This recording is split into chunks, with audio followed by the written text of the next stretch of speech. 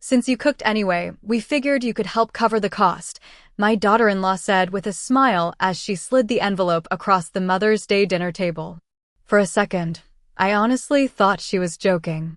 The dining room still smelled like rosemary butter and baked peaches, candles flickering softly against the cream-colored walls while Frank Sinatra played low through the kitchen speaker. I had spent nearly 10 hours cooking that meal. My feet ached inside my orthopedic shoes, and there was still flour under my fingernails from the cobbler crust I'd rolled out before sunrise. I looked down at the envelope resting beside my water glass. My name was written across the front in Vanessa's perfect handwriting. "Open it," she said brightly, sipping her wine. "It's just something we thought was fair." Around the table, nobody spoke. My son Daniel stared at his plate like the mashed potatoes had suddenly become fascinating. My 16-year-old granddaughter Sophie shifted uncomfortably in her chair. Even little Tyler stopped chewing his dinner roll. The silence felt strange, too heavy for a family dinner on Mother's Day. Slowly, I opened the envelope. Inside was a printed bill. Groceries, $184. Utilities, $26. Cleaning supplies, $14. Suggested family contribution, $224. At the bottom, Vanessa had handwritten a final note in blue ink. "Fair is fair, smiley face."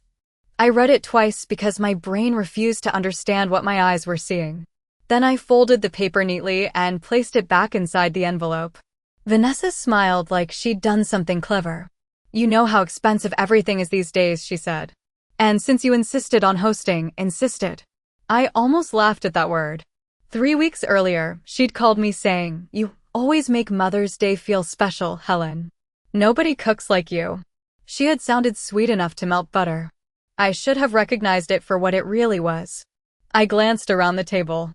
The expensive candles I bought myself flickered beside the flower arrangement I'd picked up that morning from Trader Joe's because nobody else had brought flowers.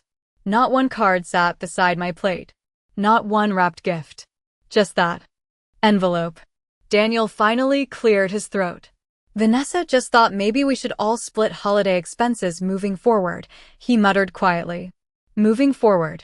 As if I were some catering service they'd been overusing. I nodded slowly. "I see." My voice sounded calm, even to me. That seemed to disappoint Vanessa slightly. I think she expected tears. Or outrage.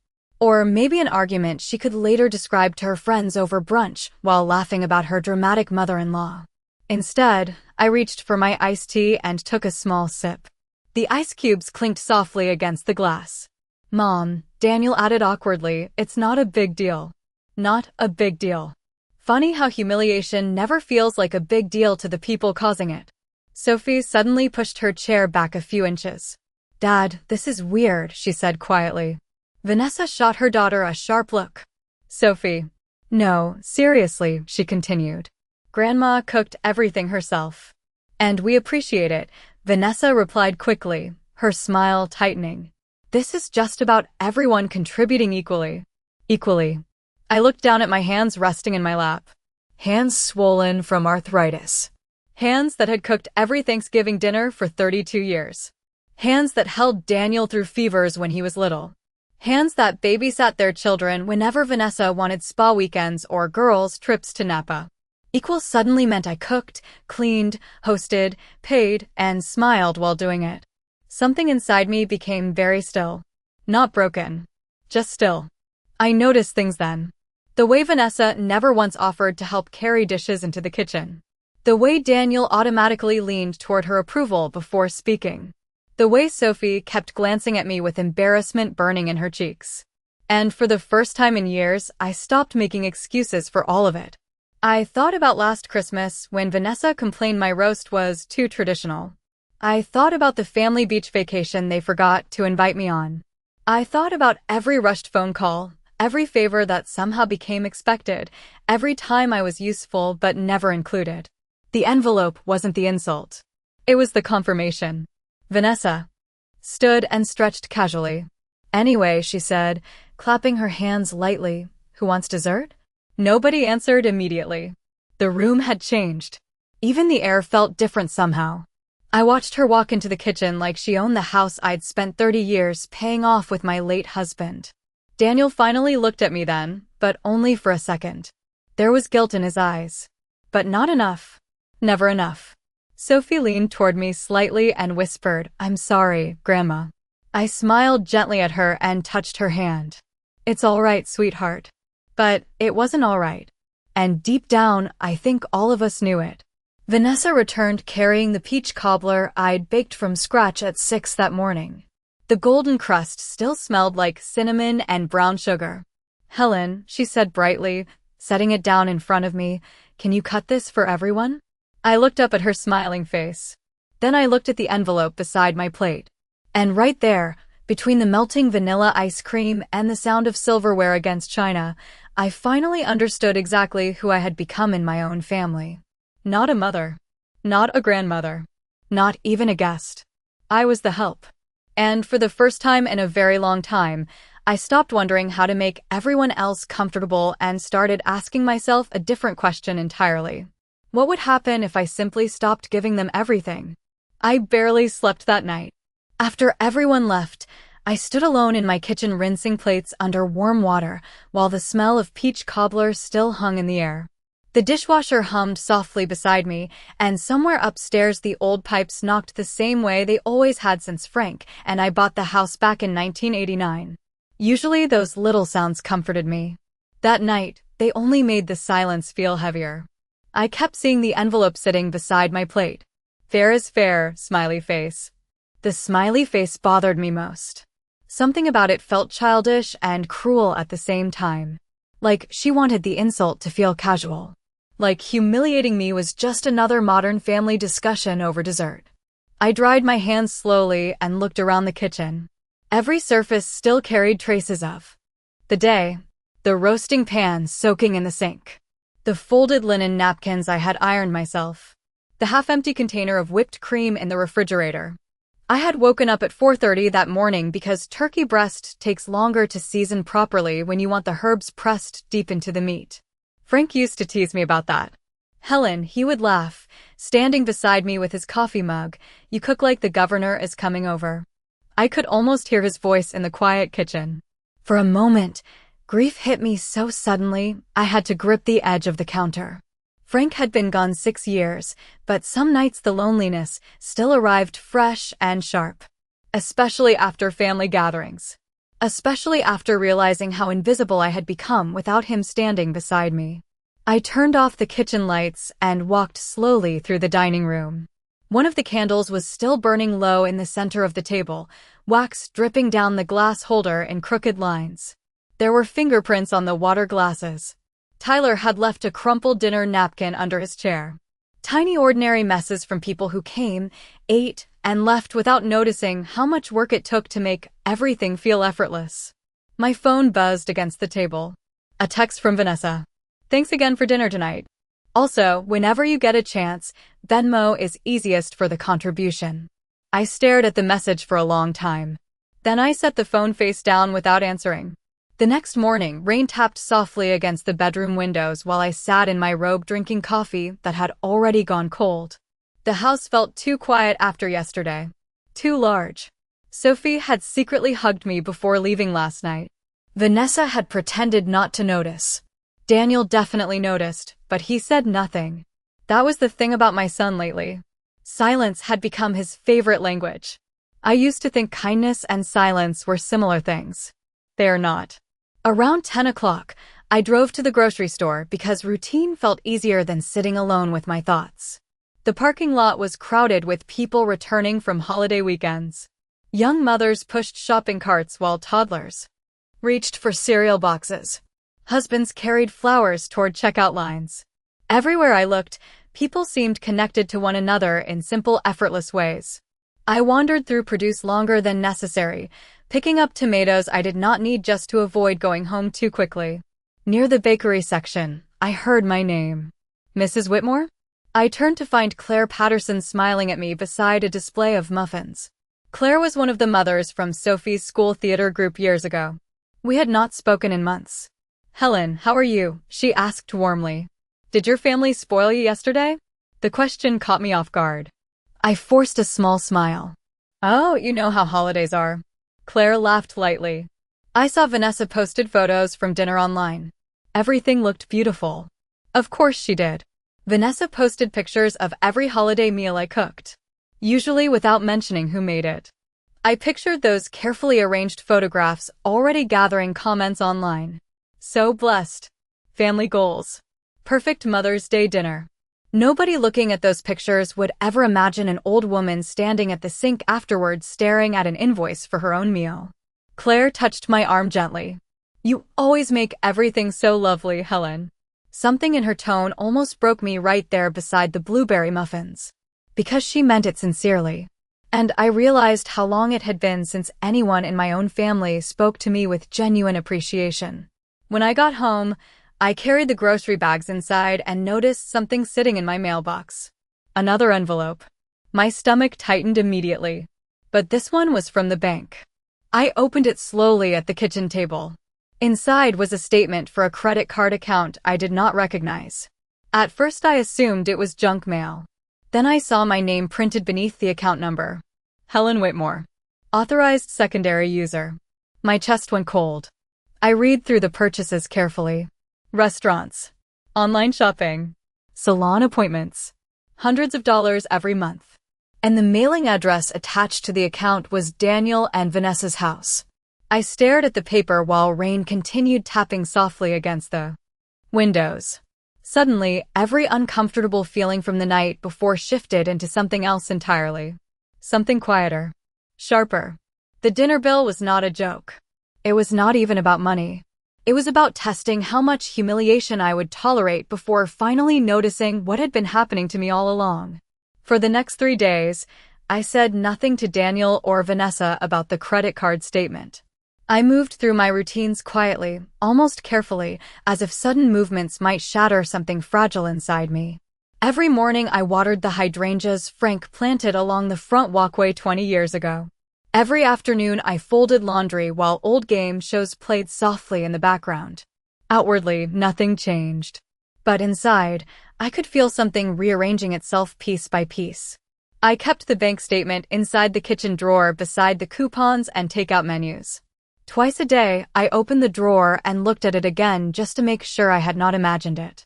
The purchases stretched back almost 4 years.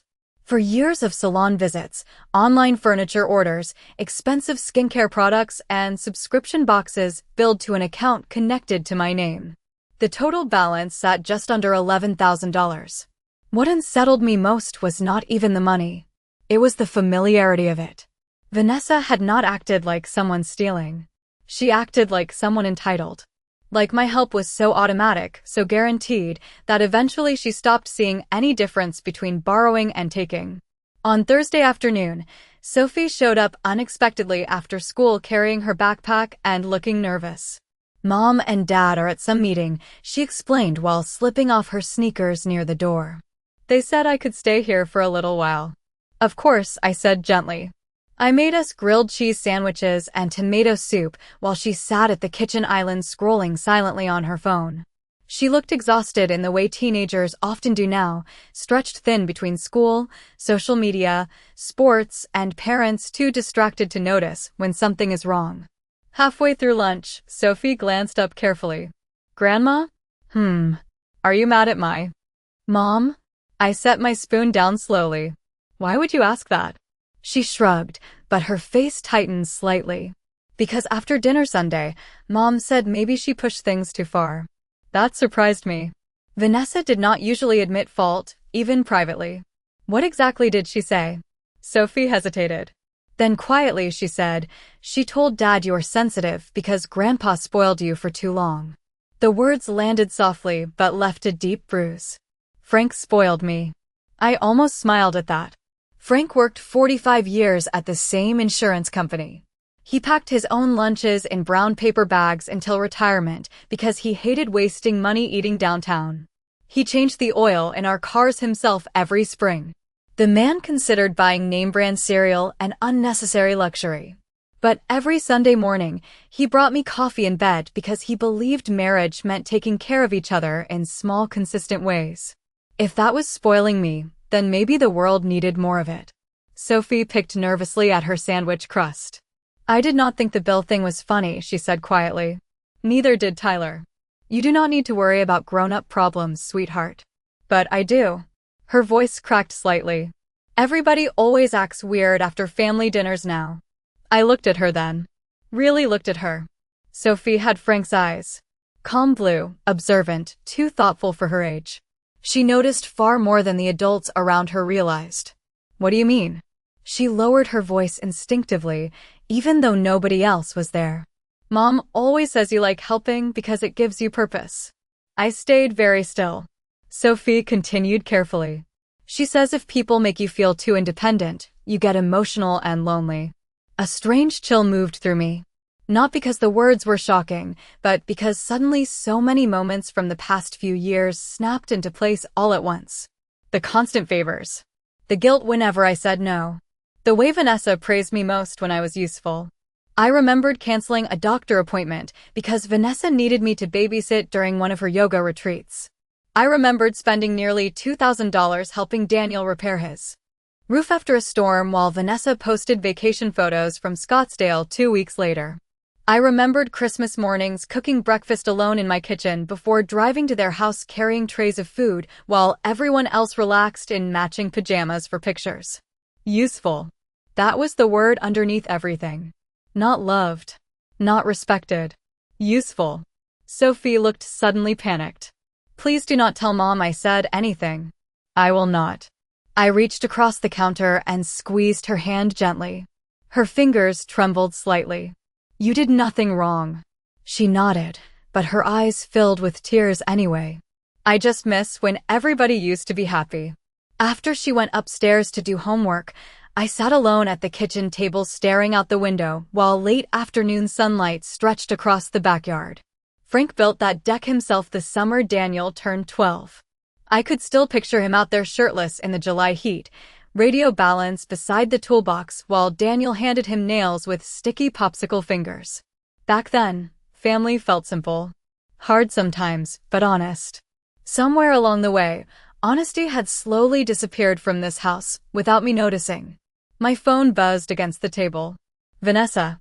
For a second, I considered ignoring it. Instead, I answered calmly. Hi, Vanessa. Helen, quick question, she said brightly. Would you be able to pick Tyler up from baseball tomorrow? I completely forgot I have a hair appointment. I closed my eyes briefly. Hair appointment. Another expense probably floating quietly through that credit card statement hidden beneath my name. I cannot tomorrow, I said softly. Silence. Just 2 seconds. But long enough. Oh, she replied finally. Her voice changed almost imperceptibly. Colder. Okay. Never mind then. She hung up quickly. No thank you. No concern. Nothing. I sat there holding the silent phone in my hand while something unfamiliar settled deep inside my chest. It was not anger exactly. It was clarity. And clarity, I was beginning to realize, can feel far colder than rage. The following Monday, I drove to the bank just after 9 in the morning with the credit card statement folded neatly inside my purse. The sky hung low and gray over town, and the windshield wipers moved slowly back and forth even though the rain had mostly stopped. I had banked at Fairfield Community Trust for nearly 30 years. The tellers knew my name. One of them had sent flowers when Frank passed away. Walking through those glass doors used to feel familiar. Safe. But that morning, I felt strangely nervous, like I was about to confirm something I already knew but still desperately hoped was not true. A young woman at the front desk smiled politely. Good morning, Mrs. Whitmore. Good morning, I replied quietly. I was hoping someone could help me review an account issue. 20 minutes later, I sat across from a branch manager named Stephen Reynolds in a small office that smelled faintly like printer toner and coffee. He wore a navy tie and spoke with the careful patience of someone used to explaining unpleasant things. So this account is under your authorization, he explained gently while turning his monitor slightly toward me. You were added as a secondary user in 2020. I never signed anything, I said. Stephen hesitated. Then he clicked something on the screen. Actually, according to the records, authorization was completed online through a linked family access request. Family access request. Even the wording sounded harmless. Convenient. Modern. My stomach tightened. Who initiated it? Another pause. The primary account holder is Vanessa Carter. There it was. Clean. Simple. Official. No misunderstanding. No accident. Stephen must have noticed the color drain from my face because his tone softened immediately. Mrs. Whitmore, would you like me to freeze the account pending investigation? I stared at the monitor without really seeing it anymore. For years, she had quietly attached my name to her spending. For years, Daniel either knew about it or never bothered asking questions about how his wife managed their finances. Somehow, I think the second possibility hurt more. No, I said finally. Stephen looked surprised. You do not want to dispute the charges? Not yet. My voice sounded calm, almost detached. I would just like printed copies of everything. He nodded carefully. A printer hummed somewhere outside the office while I folded my hands in my lap to stop them trembling. Frank used to say paperwork tells the truth people try hardest to hide. He handled every household bill with almost military precision. Tax folders labeled by year. Utility receipts clipped neatly together. Warranty information filed alphabetically in the basement cabinet. At the time, I thought it was excessive. Sitting there in that tiny office, I suddenly understood why organization mattered so much to him. Details reveal patterns. And patterns reveal character. When I finally returned home carrying a thick envelope of printed statements, my house felt different somehow. Quieter than usual. More observant. I spread the papers across the kitchen table beside my reading glasses and began going through them line by line. Nail salons. Boutique clothing stores. Weekend hotel charges. Streaming subscriptions. Furniture payments. Expensive skincare deliveries every 6 weeks. Thousands of dollars hidden inside ordinary purchases. What stunned me most was how confidently Vanessa had done it. No panic. No secrecy. She behaved like someone absolutely certain there would never be consequences. Around noon, my landline rang. Hardly anyone used the landline anymore except telemarketers and older relatives. I almost ignored it. Hello, Helen. It was my younger sister, Carol. Her cheerful voice instantly filled the kitchen. I was just calling to see how Mother's Day went. I nearly laughed at the timing. Carol lived 2 states away in Arizona, but somehow sisters always sense things eventually. It was fine, I answered automatically. Helen. Just my name. Soft. Knowing. We had been sisters for 64 years. She recognized my fake voice immediately. I sank slowly into the kitchen chair. Vanessa gave me a bill for dinner. Silence. Then, excuse me. So I told her. Not everything. Not the bank yet. But enough. Carol listened quietly while I explained the envelope, the smiley face, Daniel saying it was not a big deal. When I finished, she let out a long breath. Honey, she said carefully, that is not normal. Tears suddenly burned behind my eyes, which irritated me more than anything else. I did not want to cry anymore. Especially not over people who treated kindness like an unlimited resource. I think I made myself too available, I admitted softly. No, Carol replied immediately. You loved your family. There is a difference. I closed my eyes. That sentence settled somewhere deep inside me. Because for months now, maybe years, Vanessa had slowly trained me to feel embarrassed for wanting closeness. Embarrassed for helping too much. Embarrassed for expecting warmth in return. Carol lowered her voice slightly. Helen, when was the last time anyone took care of you? I looked around the kitchen automatically.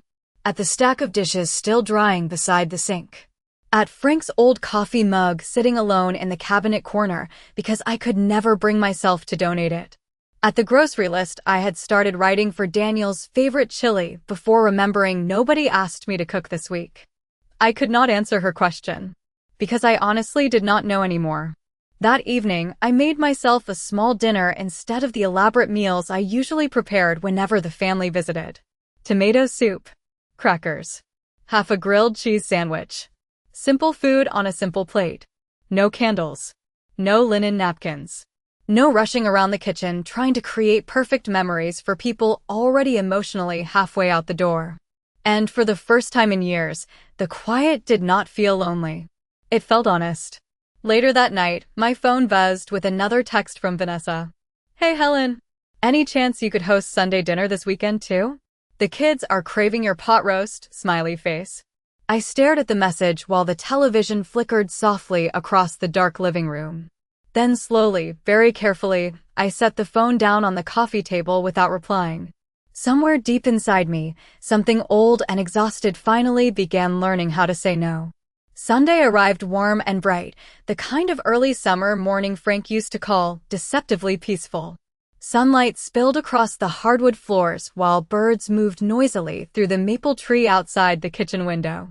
Normally by 8 o'clock on Sundays I would already have onions sizzling in a pan and potatoes boiling on the stove while church hymns played softly from the radio. That morning, the kitchen stayed quiet. No grocery bags crowded the counters. No roast sat thawing in the refrigerator. I made myself scrambled eggs and toast and ate slowly at the small breakfast table by the window. Around 9:30, my phone rang. "Daniel." I let it ring twice before answering. "Morning, Mom." His voice carried that cautious tone people use when they already suspect they are not going to like the answer. "Good morning. Just checking what time you wanted us there today." I spread strawberry jam carefully across my toast. "I am not hosting dinner today." Silence. Not shocked silence. Annoyed silence. Oh. I could almost picture him rubbing the back of his neck the way he always did during uncomfortable conversations. "Vanessa said she texted you earlier this week." "She did." Another pause.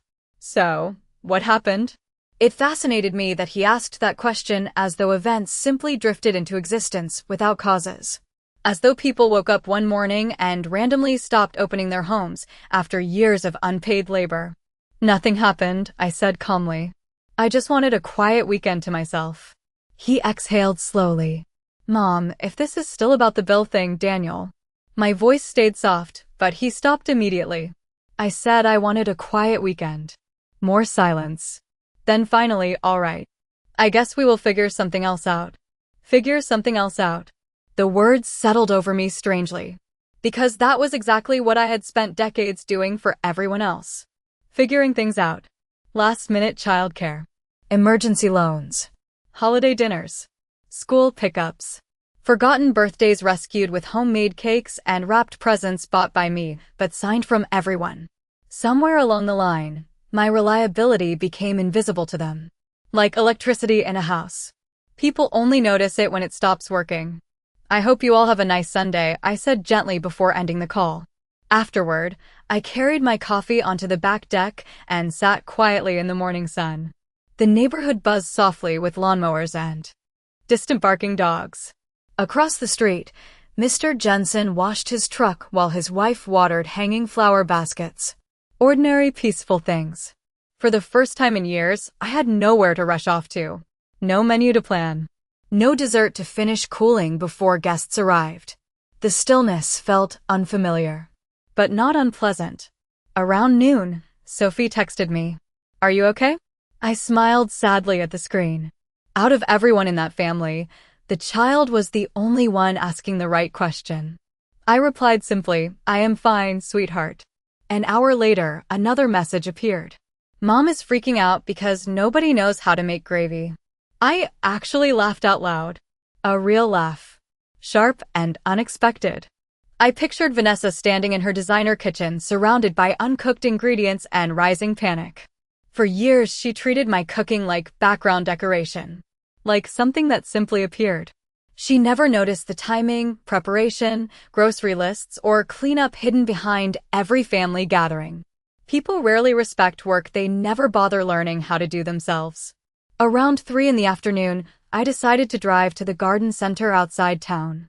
Frank and I used to go every June for tomato plants even though neither of us was particularly good at gardening. We simply liked wandering the rows together while arguing over which flowers would survive the summer heat. The familiar smell of soil and fertilizer greeted me as I walked through the greenhouse carrying a small metal cart. Elderly couples moved slowly between flower displays while employees watered hanging ferns overhead. Everything felt peaceful in a way my own family no longer did. I stopped beside a display of lavender plants and reached automatically for my phone to text Frank a picture before remembering he had been gone 6 years. Grief still worked like that sometimes. Small automatic moments. I stood there quietly touching the purple flowers when my phone buzzed again. Vanessa this time. I considered ignoring it. Instead, curiosity got the better of me. Hello. Loud restaurant noise filled the background immediately. Clinking glasses. Voices. Music. Helen, Vanessa said tightly. Quick question. How long do you usually cook pot roast for? I almost smiled. Depends on the size. About 4 pounds. At least 4 hours. Silence. Then a frustrated sigh she clearly forgot to mute. Seriously? Yes. Another muffled voice interrupted her in the background. Daniel probably. Vanessa lowered her voice. Well, Tyler is hungry now. I looked around the peaceful greenhouse filled with sunlight and blooming flowers. For years, one phone call from Vanessa sounding stressed would have sent me rushing to fix everything. To rescue dinner. To save the mood. To smooth over inconvenience before anyone else felt uncomfortable. But standing there among rows of lavender and rosemary, I suddenly realized something important.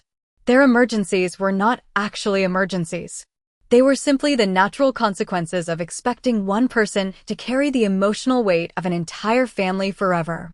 I am sure you will figure something out, I said calmly. Then I ended the call before she could answer.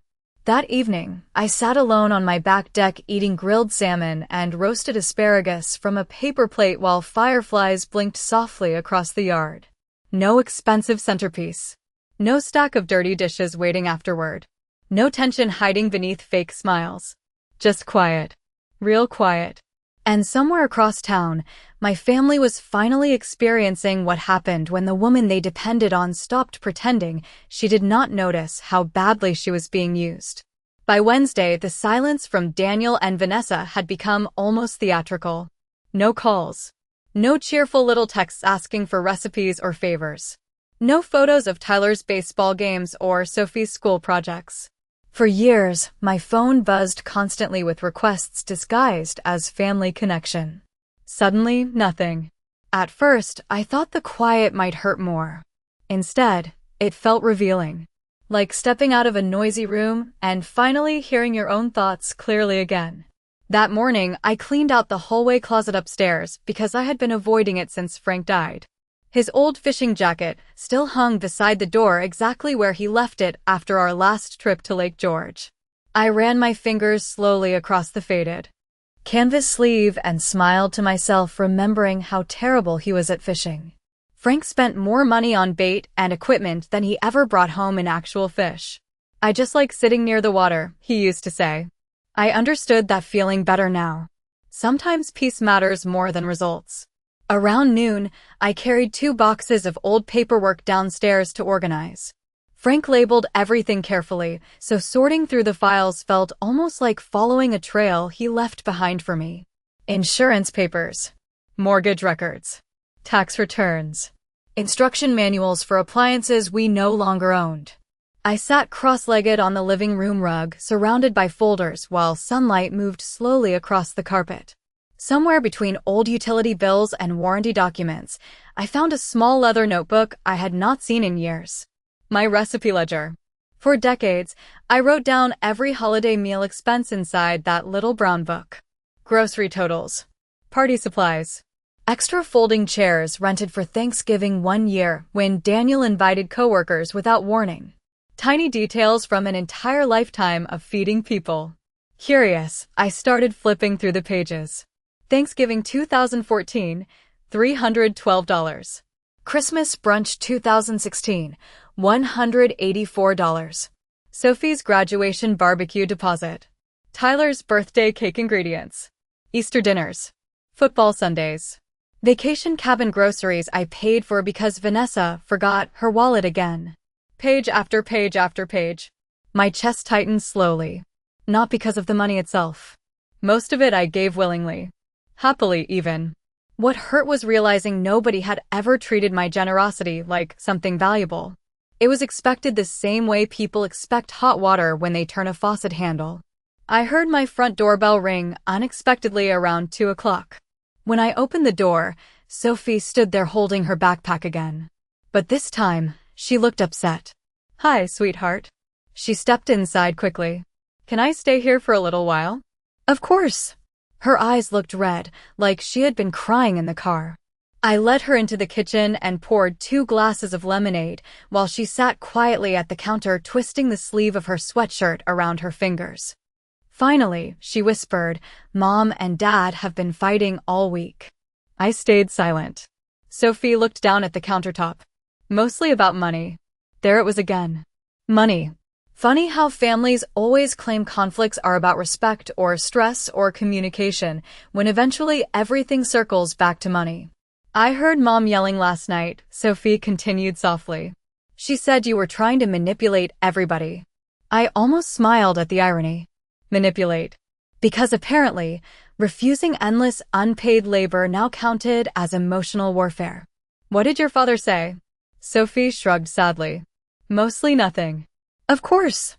Daniel had inherited Frank's quiet nature without inheriting his courage.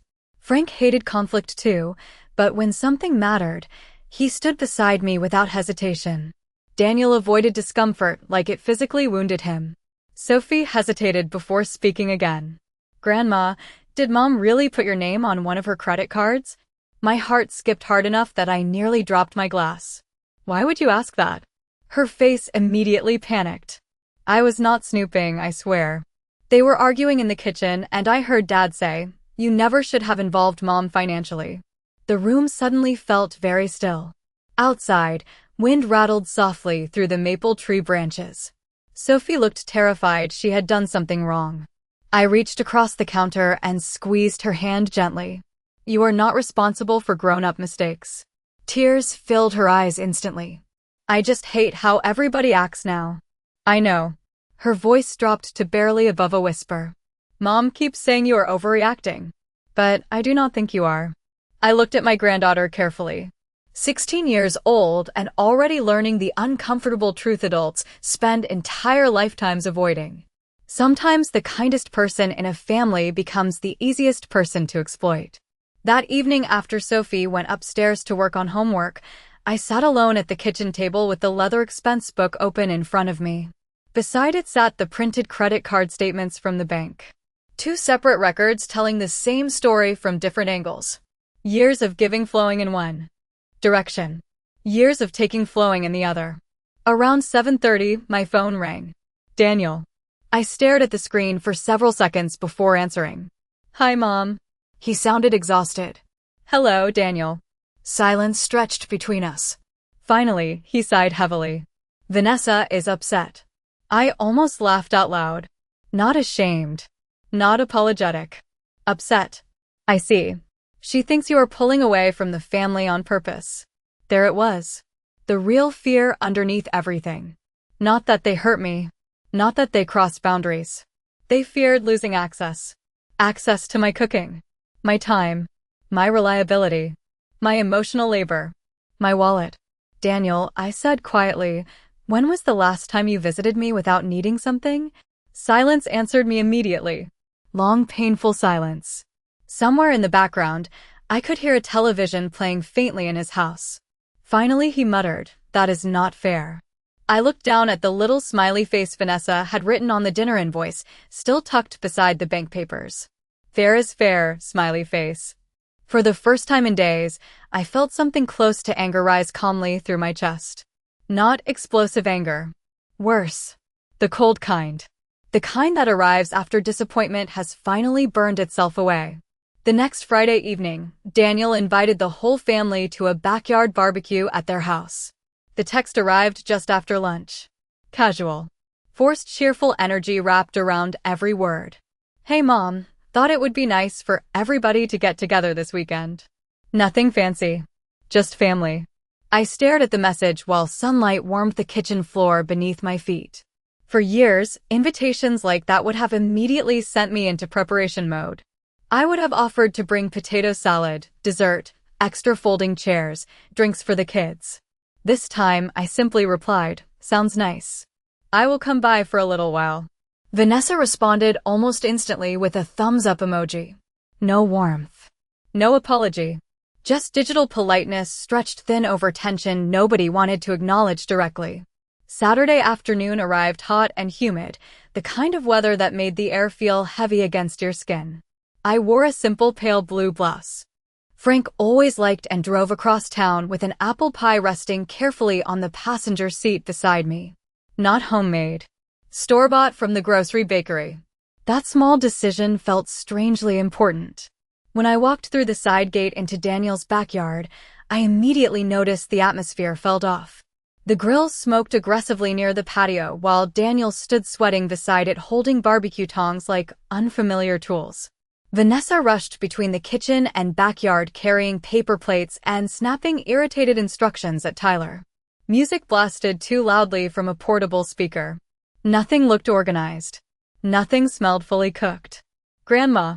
Tyler ran over first, hugging my waist quickly before racing back toward the sprinkler with the neighbor boys. Sophie followed more quietly. You came, she said softly, almost relieved. Of course I did. I kissed her forehead gently. Then Vanessa appeared carrying a bowl of salad with the strained smile of a woman trying very hard to appear in control. Helen. Vanessa. Her eyes dropped briefly toward the pie box in my hands. Oh, you brought dessert. Just something small. For a split second, disappointment flickered across her face before disappearing again. Because she expected more. Homemade crust. Whipped cream. The usual effort. Daniel walked over holding a spatula and gave me an awkward side hug. Good to see you, Mom. You too. He smelled faintly like lighter fluid and stress. Around the patio, conversations felt stiff and fragmented. Vanessa's sister Michelle sat scrolling on her phone while sipping white wine. Two of Daniel's coworkers stood near the fence discussing golf. Everyone looked slightly uncomfortable in that subtle way people do when conflict has entered a family, but nobody wants to speak its name aloud. I sat quietly beneath the patio umbrella, watching Vanessa move rapidly around the yard. For years, I mistook her constant busyness for competence. Now I recognized it differently. Control. She controlled rooms by keeping everyone slightly rushed, slightly off balance, slightly dependent on her emotional temperature. Frank noticed it years ago. I remembered him once. Whispering softly after Thanksgiving, that girl likes power more than peace. At the time, I defended her immediately. Standing there now, I realized he had been right. About almost everything. The burgers are taking forever, Michelle complained loudly after a while. Daniel flipped one awkwardly with the spatula. The center looked nearly raw. Vanessa exhaled sharply. Well, maybe if people actually helped instead of criticizing. Her voice trailed off as her eyes landed briefly on me. There it was. The expectation hanging invisibly over the entire afternoon. Rescue us. Fix this. Step in. I simply folded my hands in my lap and took a sip of iced tea. Sophie sat beside me quietly. Dad forgot hamburger buns, she whispered after a moment. And Mom burned the macaroni earlier. I bit back the urge to smile. Across the yard, Tyler accidentally knocked over a tray of hot dogs while chasing the dog with a water balloon. Vanessa spun around immediately. Tyler. Seriously? Her voice cracked sharply enough that several conversations stopped mid-sentence. Tyler froze, face falling instantly. I am sorry, he mumbled. You are always making everything harder. The backyard went silent. Even the music suddenly felt too loud. Tyler's eyes filled immediately with tears. Before I could stand, Sophie jumped up first. Mom, it was an accident. Stay out of it, Sophie. He is 8 years old. Vanessa threw her hands into the air dramatically. Oh, perfect. Now everybody is against me. Daniel stared down at the grill without speaking. Again. Always silence. Tyler wiped his face quickly with the back of his hand while guests shifted awkwardly around the patio pretending not to notice the tension exploding right in front of them. I watched Vanessa carefully then. Really watched her. The tight jaw. The brittle voice. The panic underneath the anger. For years, she managed family gatherings by quietly leaning on me to absorb every inconvenience before it reached her. The cooking. The planning. The emotional smoothing over. Without that invisible support beneath her, everything cracked faster than she knew how to handle. Sophie crossed her arms tightly. Grandma never yells at people like this. The words landed like a glass shattering on concrete. Vanessa turned pale instantly. Daniel looked up sharply. Nobody moved. Nobody spoke. Then Vanessa laughed suddenly, but the sound came out thin and uneven. Well, your grandmother likes pretending she is perfect. I stood slowly from my chair. Calmly. Quietly. No, I said gently. I just learned a long time ago that family dinners are not supposed to feel like performances. Vanessa's expression hardened immediately. You think you are better than me? I think you are tired. Her mouth opened slightly in surprise. Because anger she understood. Defensiveness she understood. Calm compassion confused her completely. I picked up my purse from beside the chair. Thank you for inviting me, I said softly to Daniel. Then I kissed Tyler's forehead, squeezed Sophie's shoulder gently, and walked toward the gate while the backyard sat frozen behind me in uncomfortable silence. As I reached my car, I realized something important. For the first time in years, I was no longer carrying the emotional weight of everybody else's unhappiness. And without me holding everything together quietly in the background, the truth about that family was finally starting to show itself all on its own. 3 days after the barbecue, I met with an attorney named Linda Carver in a quiet office above a dental clinic downtown. The waiting room smelled faintly like lemon cleaner and old books, and soft piano music drifted through hidden speakers somewhere overhead. I almost canceled the appointment twice while driving there. Not because I doubted what Vanessa had done, but because some stubborn part of me still felt guilty for protecting myself against my own family. Linda greeted me warmly with silver hair pinned neatly back and reading glasses hanging from a chain around her neck. She looked to be about my age, maybe a few years younger. There was something calming about her immediately. Mrs. Whitmore, she said kindly, shaking my hand. Come in. Her office overlooked Main Street through wide windows streaked lightly with summer rain. I sat carefully in the leather chair across from her desk while she reviewed the bank statements and account documents I brought in a manila folder. She read quietly for several minutes without interrupting. Finally, she removed her glasses and looked directly at me. Helen, did you knowingly authorize these charges? No, saying the word out loud felt strangely important. Firm. Clear. No softening. No excuses. Linda nodded once. Then legally you have options. Options. I stared at the framed law degree hanging behind her desk while my chest tightened unexpectedly. For so long, I stopped thinking of myself as someone with options. I became adaptable instead. Flexible. Understanding. The woman who absorbed inconvenience so everyone else could remain comfortable. Linda folded her hands calmly. I understand these situations are emotionally difficult when family is involved. Family. That word sounded complicated now. Heavy. What happens if I freeze the account? I asked quietly. The card would become unusable immediately, she explained. An investigation would follow. Depending on the findings, responsibility for the debt could shift entirely back to the primary holder. Vanessa. A strange silence settled inside me. Not satisfaction exactly. Something quieter. Like finally seeing a door where I thought there had only been a wall. Linda studied my face carefully. You are not obligated to continue financially supporting adults who misuse your trust. Trust. That was the real thing stolen, not the money. Money could be calculated. Repaid. Recovered. Trust was different. I drove home slowly afterward with the radio turned off, Linda's words repeating softly in my mind. You are not obligated. Funny how revolutionary that sentence felt at 69 years old. Halfway home, my phone buzzed through the car speakers. Vanessa. I considered letting it go to voicemail. Instead, I answered calmly. Hello. Her voice sounded sugary sweet in the way people sound right before asking for something inconvenient. Helen, hi. I was wondering if you still had that Costco membership card. Daniel and I are doing a big grocery run tonight. I almost laughed.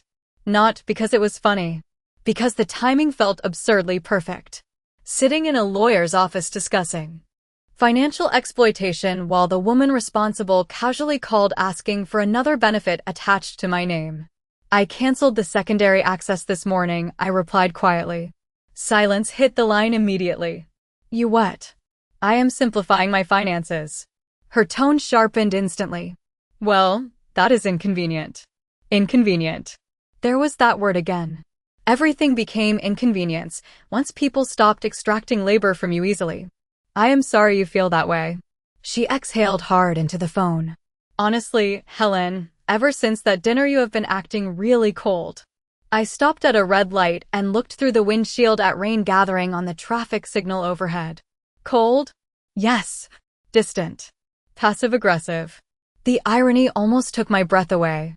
Years of manipulation disguised as normal family behavior, yet the moment I created boundaries, suddenly I was the difficult one. Vanessa, I said softly, do you know what passive-aggressive actually looks like? Silence. It looks like giving your mother-in-law a bill after she cooks Mother's Day dinner. The lines stayed quiet long enough that I knew the words landed exactly where they needed to. Her voice changed completely when she answered again. Harder now. Less polished. You're seriously still obsessed with that? No, I replied calmly.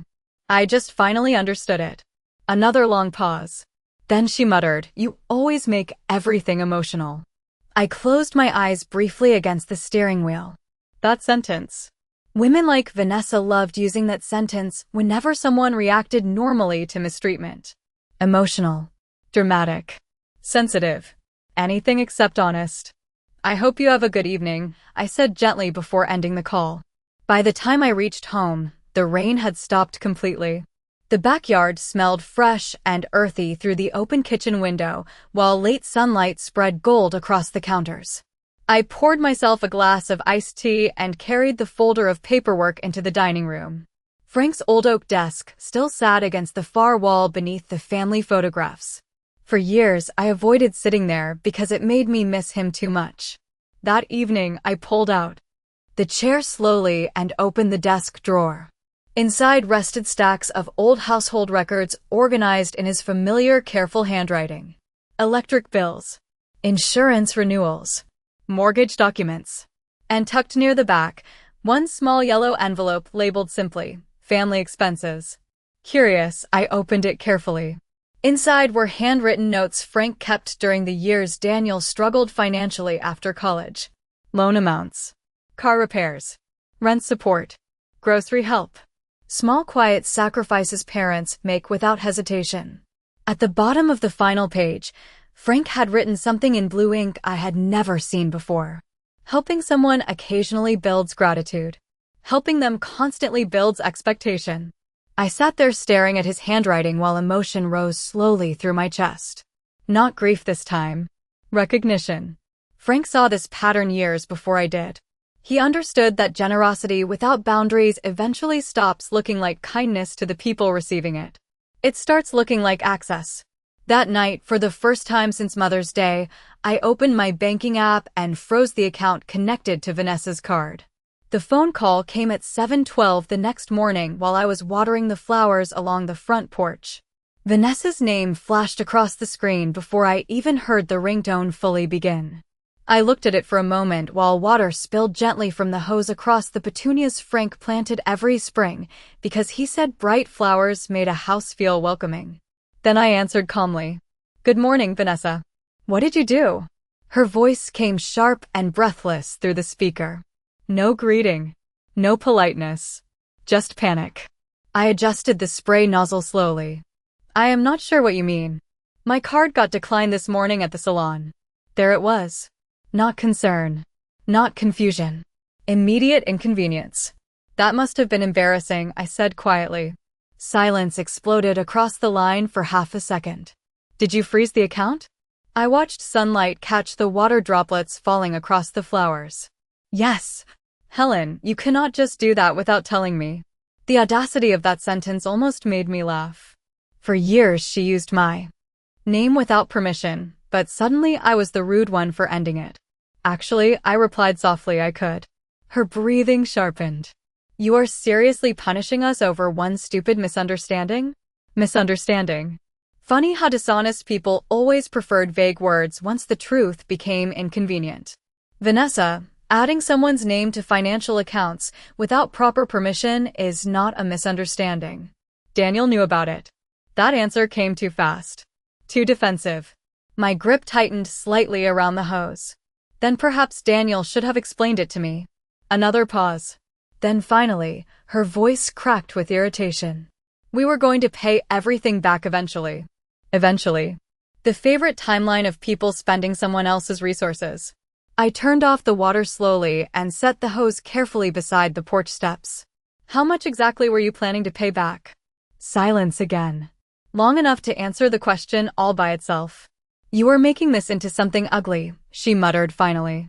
I looked out across the quiet neighborhood while morning traffic drifted softly down the street. No, Vanessa. I am simply refusing to keep pretending it is normal. She hung up without another word. 20 minutes later, Daniel called. Mom. His voice sounded exhausted already. I really need you to calm down. Calm down. Women hear those words their entire lives anytime someone becomes uncomfortable with their boundaries. I am perfectly calm, Daniel. Vanessa is freaking out. That sounds difficult. He exhaled heavily into the phone. Mom, freezing the account without warning was extreme. Extreme. I leaned against the porch railing and closed my eyes briefly. Do you know what feels extreme to me? Silence. Discovering my daughter-in-law quietly attached my name to a credit account for 4 years. We always intended to handle it. You already handled it. Poorly. The line went quiet again. Somewhere in the background, I could hear cabinet doors slamming in his kitchen. Vanessa, most likely. Mom, he said more softly, now we have bills. I almost smiled sadly at that. Because there it was at last. The truth stripped bare. Not apologies. Not remorse. Need. So do I, Daniel. You know that is not what I mean. Actually, I think it is exactly what you mean. My voice stayed calm enough that even I barely recognized the steel underneath it anymore. For years, every financial inconvenience somehow became my responsibility to solve. Did you ever stop to ask whether I was comfortable with that? You never complained. That sentence settled heavily between us. You never complained. Frank used to say silence becomes permission if you allow it to continue long enough. Daniel was not entirely wrong. I spent years teaching my family that my limits did not matter. No, I admitted quietly. I did not. Rain clouds drifted slowly across the morning sky while neither of us spoke. Finally, Daniel sighed. Vanessa thinks you hate her. I looked down at the faded wedding ring, still resting on my left hand after all these years. No. If I hated her, I would have handled this very differently. Another long silence. Then what do you want? The question surprised me because I realized nobody had asked what I wanted in a very long time. Not really. I thought carefully before answering. I want honesty. I want respect.